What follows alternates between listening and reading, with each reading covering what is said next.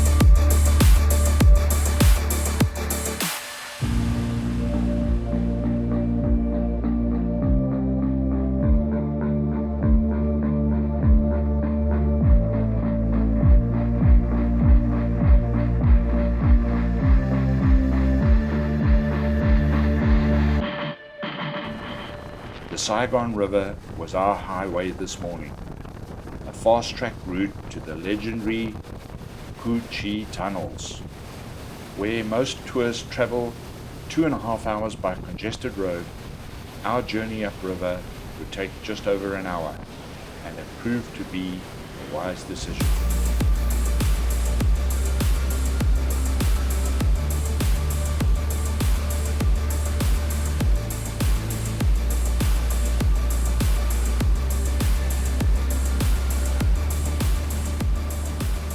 As the city slipped away behind us, the river told another story of Vietnam, one of continuous growth and change. Barges hauled sand, gravel, and construction material, symbols of a nation still rebuilding, still surging forward. By the time the others reached Chi by bus, we had already arrived an hour ahead of the crowds. We hit the ground running. Our first stop, the regional map explaining the vast underground network carved beneath this very soil. Chi's clay-rich earth made these tunnels possible, strong enough to support entire hidden communities beneath the jungle floor.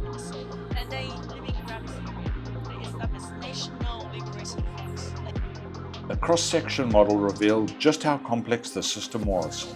Multi-level chambers for living, cooking, fighting, and healing. The Viet Cong built a world underground, invisible to the eye, but alive with movement and purpose.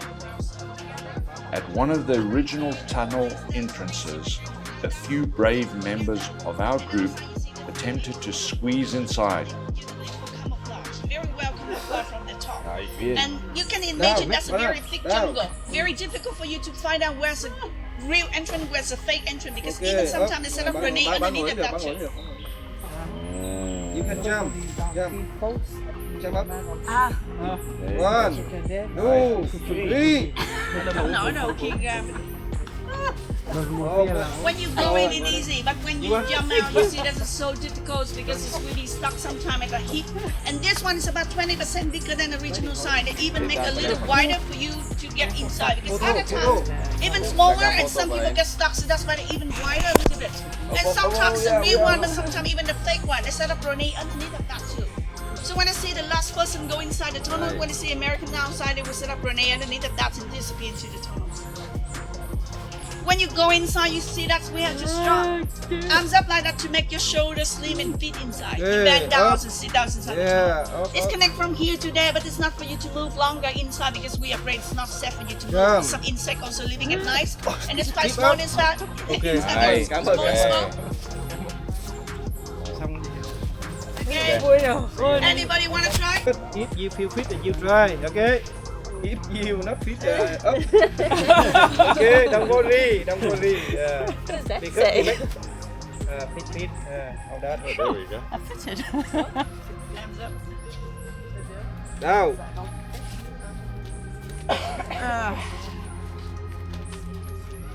Is that it? It's a drop off. Oh, that's what I was trying to tell you. You have to sit. Are you sitting? Yeah, but I can't find the bottom. Oh, got it. That is very drop off-ish.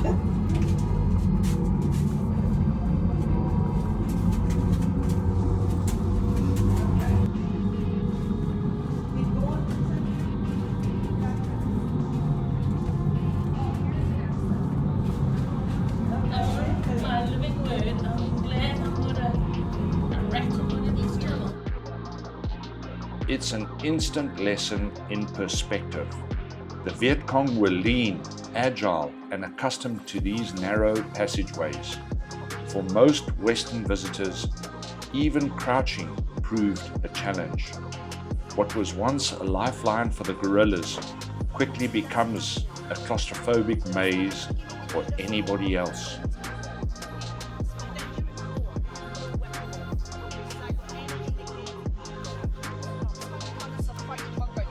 Our guide explained how each cell of the network was responsible for its own section. Every member knew the traps, the escape routes, the layout of their area. Even ventilation systems were cleverly disguised. Bamboo vents camouflaged as anthills, invisible from above. When American sniffer dogs began hunting for these air vents, the Viet Cong countered with an ingenious tactic. They rubbed the vents with captured American items, cigarettes, clothing, even chewing gum wrappers, to mask the human scent. These tunnels weren't just engineering, they were psychology, survival, and strategy intertwined. Each tunnel entrance was part of what the VC called fight chains, a tactical path through the dense jungle that allowed them to strike quickly, then vanish back underground before their enemy could respond. There were more than 500 kilometers of fighting chains created through the jungle. One of the most ingenious tactics employed by the Viet Cong was how they hid the soil excavated from their tunnels. Every meter dug produced piles of fresh, telltale earth, a clear giveaway to American aerial surveillance. To conceal it, the VC used nearby bomb craters as natural disposable pits, filling them with displaced soil to blend seamlessly with the landscape. Whatever couldn't be hidden that way was quietly carried to the Saigon River and dumped into the water, carried away by the current and erased from view. It was a brilliant yet straightforward act of camouflage, turning the very scars of war into part of their survival strategy. We followed the path through a mock-up VC camp, complete with uniforms, tire sandals, and the simple tools of jungle life. Every item had a second life. American parachutes were repurposed into hammocks, ponchos, and rucksacks. Nothing went to waste. We stopped beside the rusting hulk of a M41 Walker Bulldog tank, a silent relic of the Vietnam War. Once the pride of the South Vietnamese Army, this light tank replaced the aging M41 Chaffee and quickly proved itself in the dense jungles and narrow trails of Vietnam. It was agile, reliable, and simple to maintain, traits the South Vietnamese Army valued deeply. Its compact design also suited the smaller stature of the South Vietnamese crew, giving them better mobility inside its cramped interior. Armed with a 76mm gun, the M41 could hold its own against the heavier Soviet-built T-54 tanks used by the North. But its lighter armor came at a price. It was no match for the well-placed mines or modern anti-tank weapons. Today, the burnt-out chassis stands as both a monument and a warning, a reminder of the human cost of war and how quickly technology fades while history remains etched in steel.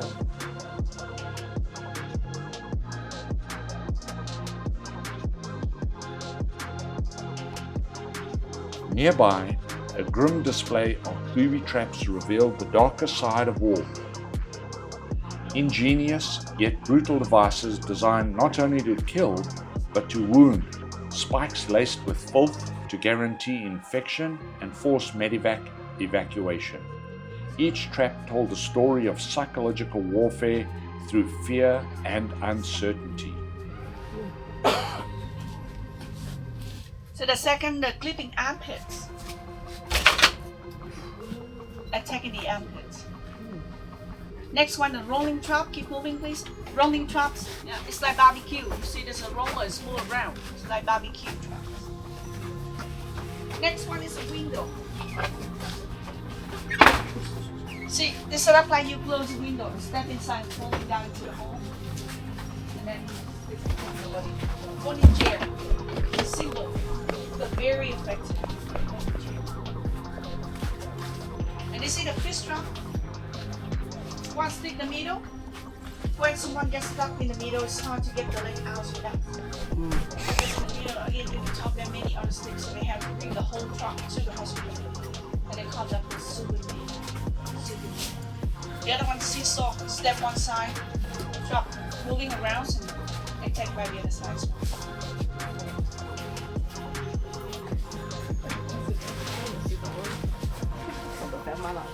See, this one is the door truck. They set up behind the door. They hang the truck in the ceiling. So like this. When someone kicks the door, the truck falling and attack very strong. If they use a hand or a gun, stop the truck moving from the top, but the lower part is keep moving. So attack from the top. In a sunken shelter, we saw where unexploded American bombs were painstakingly dismantled. Their explosives were harvested, recycled, and turned into new weapons, an endless cycle of destruction, feeding resistance.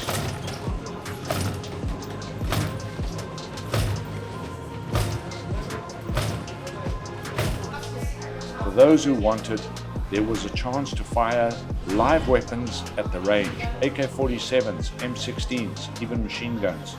A reminder of how close history still feels here, loud, visceral, and echoing through the jungles.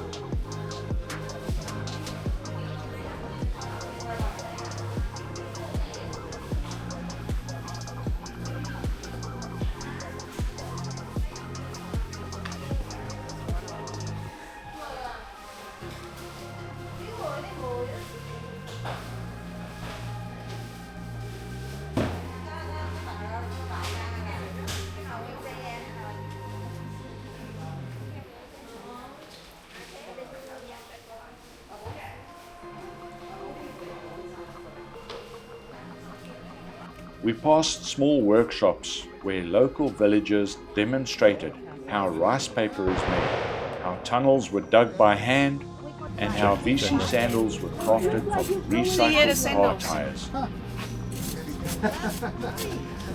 He cut the used tire, make a sandals. You need a very sharp knife and just recycle the use tire and make it become a sandal like that. Wow. See, they call that Ho Chi Minh sandal. Ho Chi Minh Trail, Ho Chi Minh Soldier. And this is Ho Chi Minh sandal. It's very comfortable to wear. You can wear shoes, that's very good.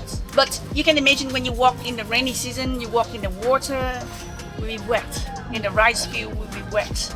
And it's caused a fungus, it's caused athlete foot. So that's why the sandals will be easier and more comfortable to wear. You see that they can use the spoon to put the wire to the other side. They can adjust, make it loose or tight, easy too. Everybody can make that recycle, so it costs no money.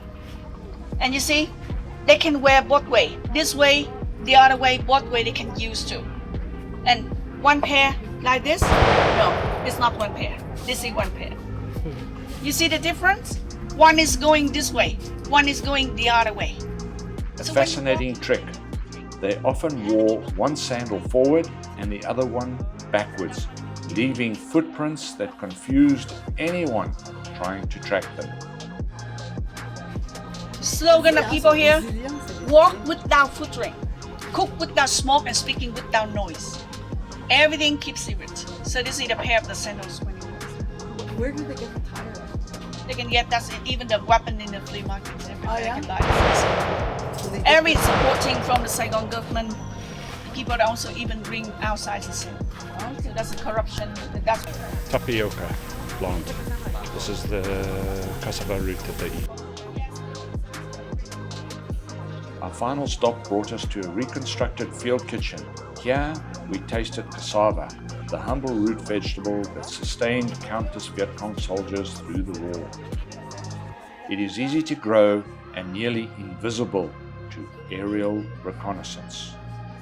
Even the kitchens themselves were feats of stealth, chimneys designed to vent smoke 200 to 300 meters away so that airstrikes would target the wrong location.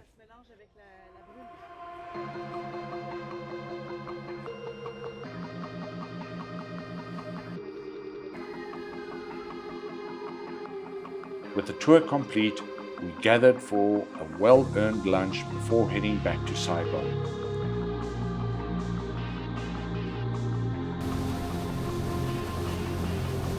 As we made our way back along the Saigon River, the afternoon light shimmered across the water, the city rising once more on the horizon. It was hard not to reflect on what we had seen that day. The Chi tunnels aren't just remnants of war. They're a testament to human resilience, ingenuity, and the will to survive under impossible conditions. If you've enjoyed this journey through Vietnam's history, we'd love you to join us on the next one. Subscribe to Roving Fox Travel for more stories of culture, heritage, and the people who shape the places we visit. Thanks for watching, and until next time, keep exploring, keep learning, and keep traveling with meaning.